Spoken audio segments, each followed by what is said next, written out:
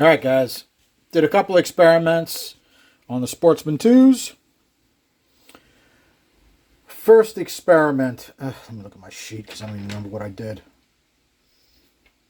Okay. First experiment I did is I changed the texture on the port. I CC'd it. Came out at 210.5 cc's. Now, think about that for a second. We were getting 300 CFM at 800 lift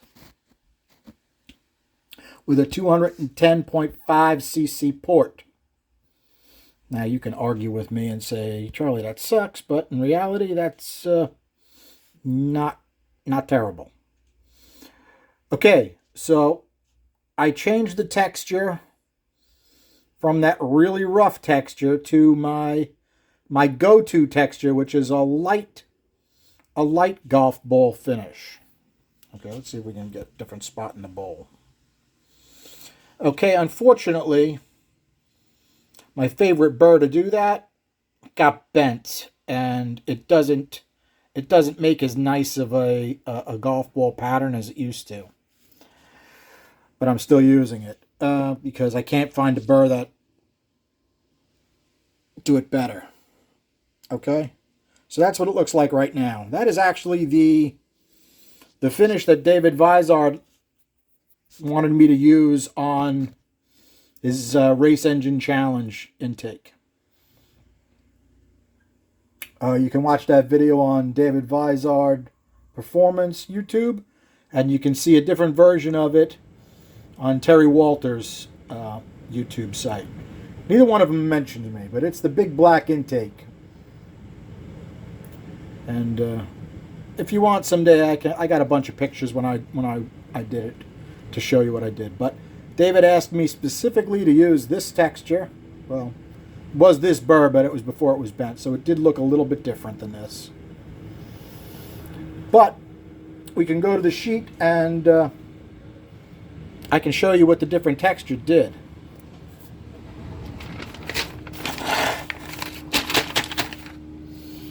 Okay. So we're going from our fourth cut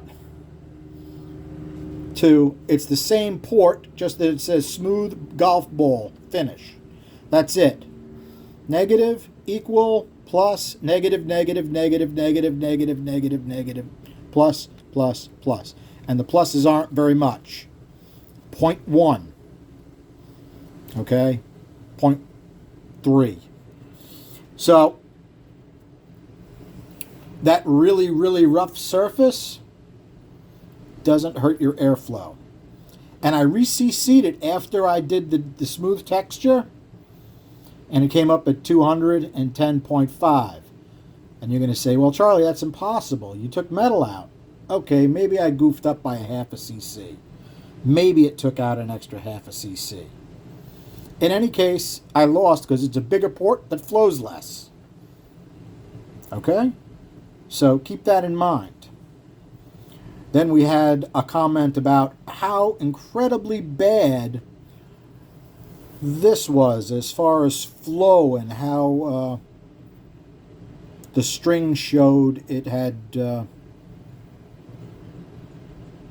I forget the exact quote, but it was the incredibly bad airflow, something like that. Whatever, I don't have feelings. You're not going to hurt my feelings. But I also didn't have a back cut, so I back cut the 2.1. Okay, don't hit the wrong button on the phone. There we go. That's actually working. Beautiful. Okay, we got a back cut on that. The valve job is right to the edge of this valve, so I will have to work on that a little bit. That is not optimal.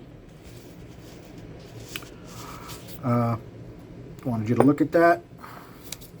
Let's take a look at what we gained by the back cut. Okay, let's go down the whole list, right? 2 and change, 3, 6 and change, almost 413. All right, it's 165.3, 179.2. At 300, right? 300, I think, is an important number. It should be over 200, right? So we went from 194.6 to 206.1. Remember, the meat in this curve right here really makes the difference more than the top end numbers, right? Because you see these numbers twice. You're only going to see this number once. So if you fatten up this curve in the middle, the engine's going to run harder, right? At 0.35, 220.6, 231.1, 400, 244, to 253.7, 500, 283.2, to 279. Take a little step back there. You lose almost 4. Lose more than 4. Okay. 600, 290, 285.5. Not bad, 4.5, right? 700, we come back. We actually come up a little bit, 9/10. And at 800, we're just under 300. So, as far as I'm concerned, this is a better curve than this is. Let me know if you think it's not as good a curve. The other thing we wanted to go over is this port is not the dart port. This is an E7TE. I'm not redrawing it. But if we're going to discuss what the string is showing us a little bit, and I don't know it all, so if you're one of those people that knows it all, please help us. But when we go on the floor, now this is going to be tough for me to do because I got to hold the phone and I got to draw at the same time. So if we hold the string down here, right, it should follow the floor and it dumps right in, right? Now, you have to realize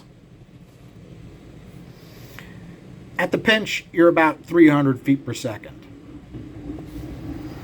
At your apex, you may be 400 feet per second. Okay? If you ever looked at an American flag waving in a 40-mile-an-hour wind, it's going to be moving back and forth, right? Okay, now take it against 400 feet per second, all right? That air is really moving. But you can tell whether it's going back and forth really fast or it's going back and forth slowly. It'll give you an idea of what the airflow pattern is, right?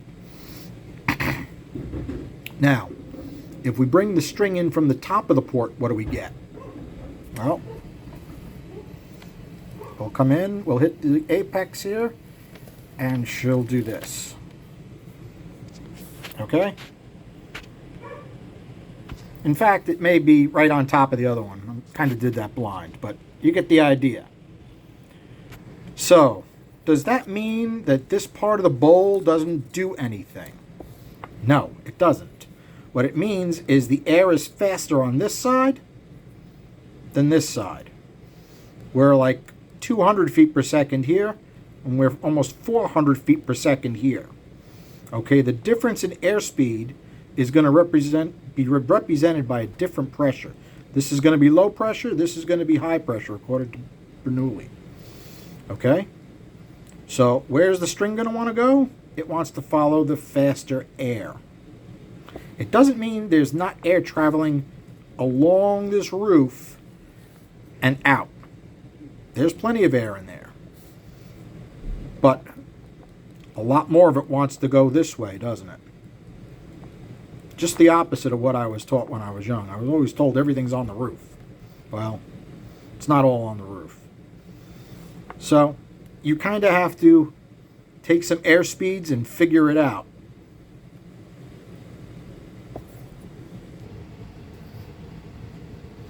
Alrighty, I'll give you a quick look on the inside. Come on, phone. Okay, you can see the texture. I forgot to do the texture on the God Boss. But I took off as little metal as I possibly could. Okay? Because otherwise you kind of ruin the experiment. But this is really my go-to finish. I mean, this is about my favorite finish, and it flows less than that really rough finish. So It's actually good info.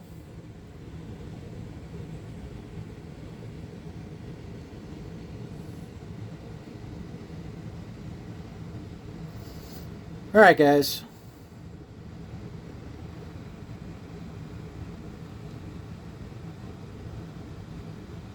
Thursday night. I'm already beat. But I figured there's a couple guys that wanted to see that. You know, you take that, everyone was taught, oh, smoother is better. I remember I used to polish my intakes and exhaust like a mirror. I can't tell you how much crap I must have breathed in from that when I was a kid. Making everything as smooth as possible. Yeah, it ran good. Ran fine. But it probably didn't run as good as something like this would. Or even that really rough finish. So, things move on, right, guys? Why do you think they leave the marks in the CNC ports? They run better. Okay? A little bit of string theory. That's good. And a nice bump in the airflows with a back cut. Relatively successful night. All right, guys. Thanks for hanging out. Have a good night.